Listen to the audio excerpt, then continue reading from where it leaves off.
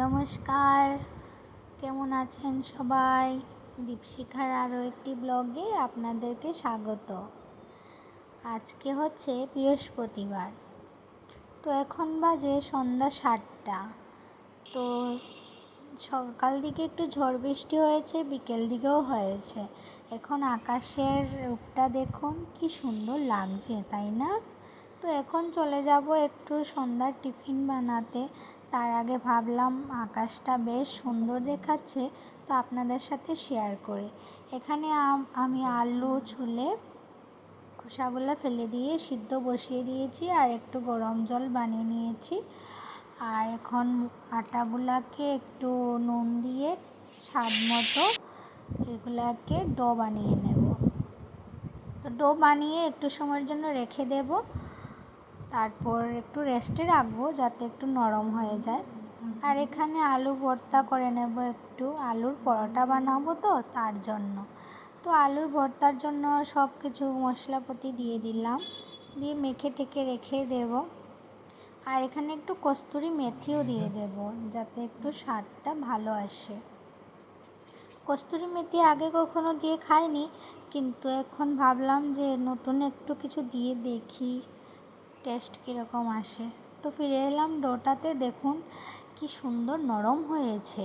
তো এখন গুল করে লেচি কেটে নেব, একটু বড় করেই নেব, কারণ ভেতরে আলুটা দেব তো তার জন্য। তো ভালো করে একটু গুল করে লেচিটা কেটে রেখে দেব।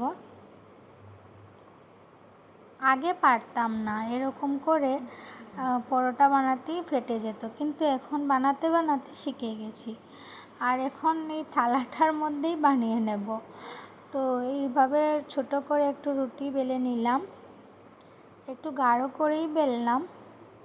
তো এখন এটার মধ্যে আলুটা দিয়ে দেব। আলু একটু কম ছিল, তার জন্য আলু মাখাটাও একটু কম হয়েছে, প্লাস আলুর মধ্যে একটু জল ছিল বলে একটু থেতো হয়ে গেছে, একটু শুকানোর ছিল। যাই হোক, তো হয়েছে।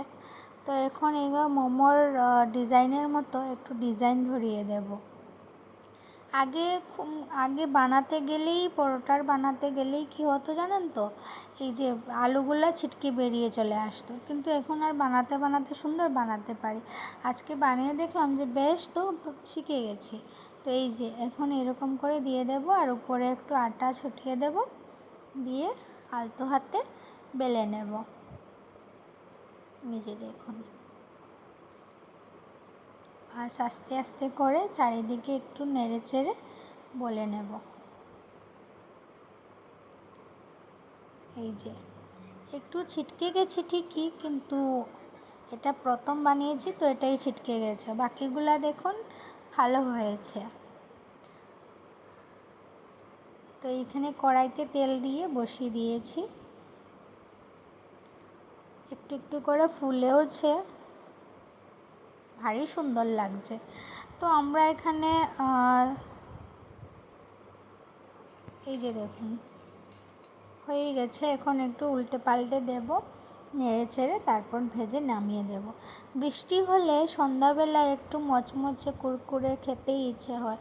তো কি বানাবো ভেবে হাতের কাছে আটা পেয়েছি, আটা দিয়েই বানিয়ে নিয়েছি। ভাবলাম যে যাই হোক, আজকে আলুর পরোটাই বানানো যায়। আর লগে মানে সাথে একটু চিকেন বানিয়েছিলাম, ওইটা দিয়ে খাওয়া হয়ে যাবে। যাই হোক, এখানে আমি মোটামুটি আমাদের দুজনের মতো বানিয়ে নিয়েছি, 4টা পরোটা বানিয়ে নিয়েছি। আর এখানে আমার মাংস রেডি আছে। তো ভিডিওটা এখানেই শেষ করছি। আপনারা বলবেন কেমন হয়েছে, ভালো লাগলে লাইক করবেন, আর প্লিজ সাবস্ক্রাইব করে দেবেন। ভালো থাকেন, সুস্থ থাকেন, টাটা। দেখা হচ্ছে পরের ব্লগে।